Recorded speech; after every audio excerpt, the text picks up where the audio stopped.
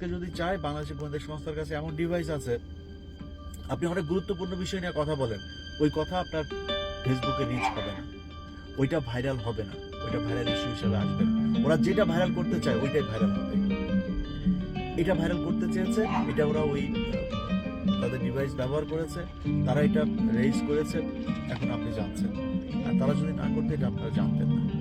তো যাই হোক, মানে ভালো হয়েছে যে অল্পতে বাঁচা গিয়েছে।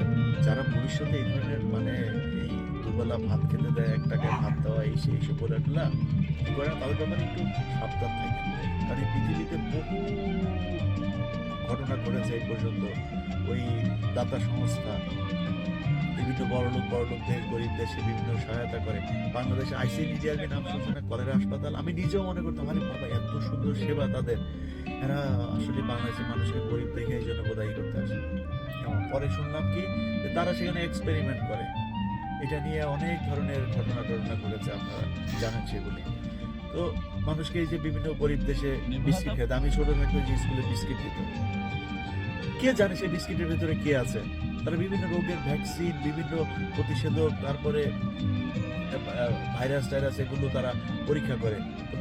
তাদের দেশে তো নাগরিকদের দাম বেশি, তারা গরিব দেশকে বেছে নেয় এগুলি করার জন্য। সুদানে যায় যদি বলে যে মানে করোনার